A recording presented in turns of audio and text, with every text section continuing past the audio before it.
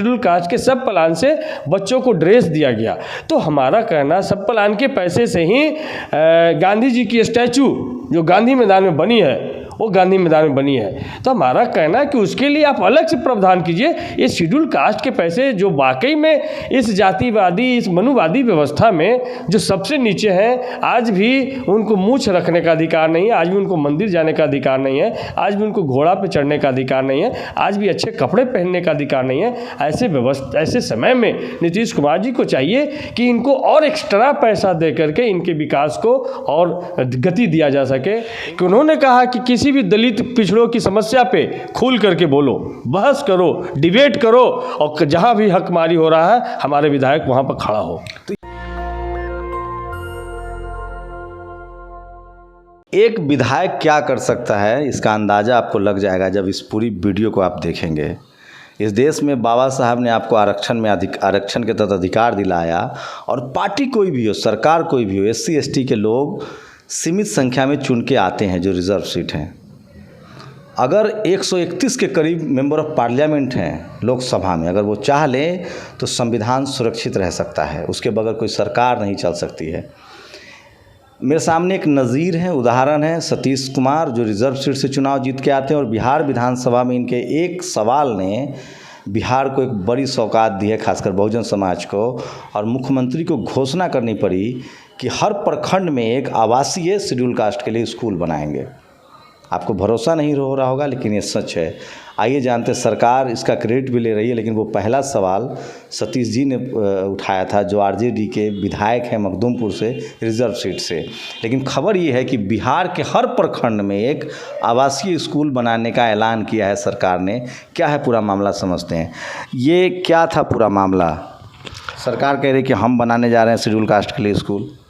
देखिए, सरकार है तो काम तो सरकार को ही करना है, लेकिन जिन बातों को पिछले 17-18 साल से नज़रअंदाज किया जा रहा था, शेड्यूल कास्ट के पैसे को दूसरे विभाग में डाइवर्ट करके, और सरकार शेड्यूल कास्ट को नज़रअंदाज कर रही थी, उनका विकास को कुंठित कर रही थी।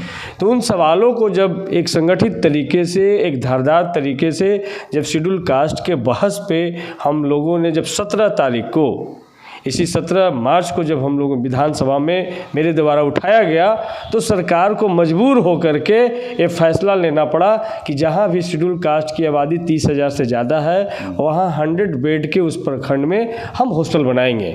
लेकिन हम इससे संतुष्ट नहीं हैं। हम चाहते थे कि 500 बेड के हॉस्टल बॉयज़ के लिए अलग बने और 500 गर्ल्स के लिए अलग बने। क्योंकि नहीं, मैं समझा नहीं, हर प्रखंड में एक हॉस्टल बनेगा बॉयज़ के, शेड्यूल कास्ट के बच्चों के लिए। हाँ बनेगा, लेकिन वो 100 बेड का बनेगा।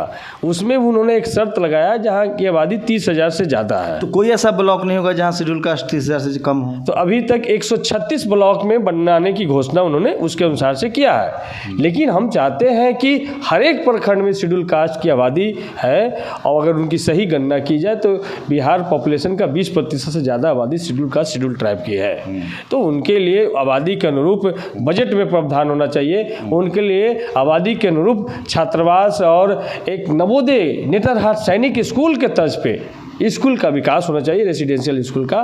तब जाकर के इनके बीच में शिक्षा का संचार हो पाएगा, तब इनके बच्चे दुनिया के शिक्षा से कंप्लीट कर पाएंगे। तो क्या लगता है आप लोगों की जो सब प्लान का पैसा है SC ST का, वो दूसरे मद में डाइवर्ट कर दिया जाता है, इस पर क्या जवाब आया सरकार का? देखिए, सरकार का कोई जवाब आया नहीं, लेकिन हकीकत यही है कि पिछले हमने 4 साल का उदाहरण दिया था, उससे पहले भी हम लोग को मालूम है कि सब प्लान का जो पैसा है, उस सब प्लान के पैसा से ही नीतीश कुमार जी सभी बच्चियों को जो साइकिल योजना, जो महत्वपूर्ण योजना नीतीश कुमार जी का करता है, वो शेड्यूल कास्ट का सब प्लान का पैसा से साइकिल सभी लड़कियों को दिया गया। शेड्यूल कास्ट के सब प्लान से बच्चों को ड्रेस दिया गया। तो हमारा कहना, सब प्लान के पैसे से ही गांधी जी की स्टैचू जो गांधी मैदान में बनी है, वो गांधी मैदान में बनी है। तो हमारा कहना है कि उसके लिए आप अलग से प्रावधान कीजिए। ये शेड्यूल कास्ट के पैसे जो वाकई में इस जातिवादी, इस मनुवादी व्यवस्था में जो सबसे नीचे हैं, आज भी उनको मूछ रखने का अधिकार नहीं है, आज भी उनको मंदिर जाने का अधिकार नहीं है, आज भी उनको घोड़ा पे चढ़ने का अधिकार नहीं है, आज भी अच्छे कपड़े पहनने का अधिकार नहीं है। ऐसे समय में नीतीश कुमार जी को चाहिए कि इनको और एक्स्ट्रा पैसा दे करके इनके विकास को और गति दिया जा सके, इनको और लोग को बराबर बराबर मिला करके खड़ा किया जा सके। मैं आपको बता दूं कि डॉक्टर अंबेडकर ने संवैधानिक रूप से प्रावधान किया है कि जितनी जनसंख्या है SC ST का, बजट में उतना % उनके विकास के लिए अलग से प्रावधान करने का नियम है, चाहे वो सेंट्रल की सरकार हो या स्टेट की सरकार हो। और ये लगातार इस देश के तमाम राज्यों में जो वो पैसा है वो दूसरे मद में, सड़क में, स्पोर्ट्स में, जबकि वो पैसा स्कॉलरशिप, एजुकेशन में खर्च करना है, बिज़नेस में, शेड्यूल कास्ट के एजुकेशन, बिज़नेस और हेल्थ पर खर्च करना है, लेकिन उसको दूसरे जगह खर्च कर दिया जाता है क्योंकि आपके जो विधायक हैं, जो मंत्री हैं, वो जवान नहीं खोल पाते हैं। क्या इसका विरोध भी हुआ होगा, या आप भी उस दिन कह रहे थे क्या SC ST के जो रिजर्व सीट से लोग चुनाव जीत के आते हैं वो इस सब मुद्दों को समझते नहीं हैं विधायक जी, या बोल नहीं पाते हैं, या डराया जाता है पार्टी के फोरम पर भी? देखिए, समझते हैं या फिर वो इतना डरे होते हैं कि यदि हम बोलेंगे तो हमारे आका क्या करेंगे।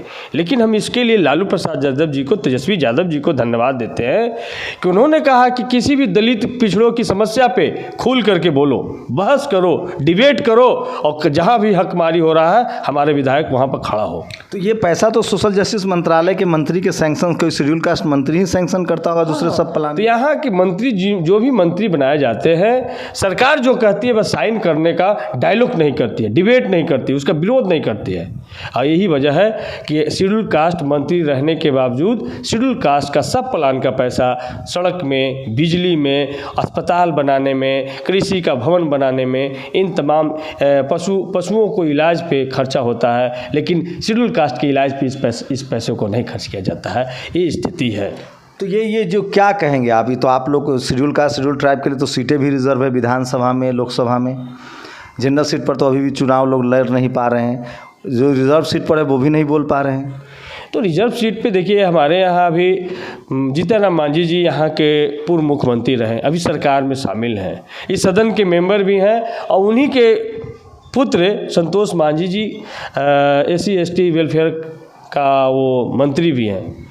लेकिन इसके बावजूद भी इनके समय में भी इस तरीके का हो रहा है। और जब ये मुख्यमंत्री थे तो बड़ी बड़ी बातें बोलते थे, लेकिन जब सरकार में हैं तो इन जो सरकार का जो कारनामा हो रहा है शेड्यूल कास्ट के प्रति, उसका विरोध नहीं कर पाते हैं। तो इसलिए हम उन तमाम लोग से ही गुजारिश करेंगे कि आप संगठित होकर के जो सबसे नीचे पैदान पे शेड्यूल कास्ट है, इसके लिए आवाज़ उठाना होगा। और जब आवाज़ उठाइएगा तो इसकी ताकत इतनी है कि वो बहुत दूर तक जाएगी। सरकार के कान में जब आवाज़ गूंजेगी तो मजबूर होकर के सरकार इसी तरीके से फैसले लेने के लिए मजबूर होगी। हम एक और बात बताना चाहते हैं कि 2014 से 2016 उसके पहले भी शेड्यूल कास्ट को पोस्ट मैट्रिक छात्रवृत्ति मिलती थी हायर एजुकेशन के लिए, लेकिन नीतीश कुमार जी ने उस पोस्ट मैट्रिक छात्रवृत्ति को बंद कर दिया और स्टूडेंट क्रेडिट कार्ड लाया।